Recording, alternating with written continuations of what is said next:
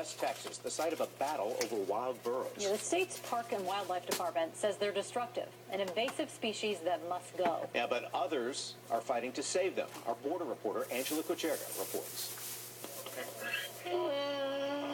Along this rugged stretch of border, the humble burro has a long history. They're a symbol and a part of this borderland culture, and they were used for anything you can imagine, from mining to ranching to farming, for hundreds of years in this country. Zachary Siniuski owns 5 burros, also known as donkeys. At age 56, Lightning no longer lives up to his name. Okay, Lightning, walk on. Walk on. Siniuski lives in the tiny town Marathon in the Big Bend region, where burros You're a good girl. are now at the center of controversy. She doesn't like the idea of her cousins down in the river being killed. Down the river in Big Bend Ranch State Park, wild burros roam free. We managed to get some video of this mother and her baby hiding in the brush. They and dozens of other donkeys are descendants of burros that either escaped or were set free. The Texas Parks and Wildlife Department says there are too many wild burros, that it's difficult and costly to capture and relocate them. So park employees shoot the animals. Several years ago, we had to resort to lethal means for control because they do have a negative impact on the resources there, those indigenous species that we're dedicated and committed to managing. A loved animal on the border or a big nuisance. The fate of the burro here at Big Bend Ranch Park depends on how the state of Texas defines the animal.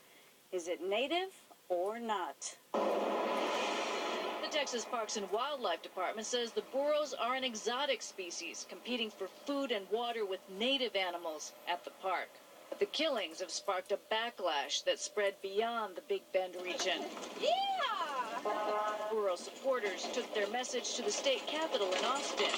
Could you shoot one of these? We're bringing 100,000 signatures today to show that we have not just our community, but all over the world and all over the state of Texas are against this. Daddy? Rachel Waller-Rondu and her 9-year-old daughter live in the Big Bend region. They came to Austin to try and save the burros. It's just really horrible what they're doing at the park. Burro defenders suspect the practice of killing the animals started to protect bighorn sheep and benefit hunters in the future. Hunting is not allowed at the park right now. An internal affairs investigation into the practice when it started in 2007 included interviews with 2 park employees who said burros were killed because they compete with native wildlife species, and their existence on Big Bend Ranch State Park conflicts with a pending program aimed at reintroducing desert bighorn sheep into the park.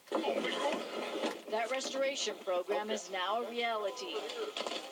In the past couple of years, more than 150 bighorn sheep have been released in the state park. A spokesman with the Texas Parks and Wildlife Department told us the sheep are among the native animals the state wants to protect, but not the sole reason for the burro killings. It's hard for me to imagine the Rio Grande being damaged after hundreds of years by burros. Nobody knows for sure how many of the elusive burros live at the enormous state park. Estimates range from 100 to as many as 300. Whatever the number, supporters vow to continue the battle to save the burros. Governor's mule, aren't you? Angela Kocherga, KVUE News, Night Beat.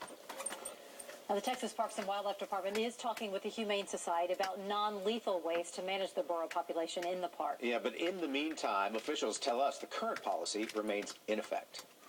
The KVUE Storm Team with Chief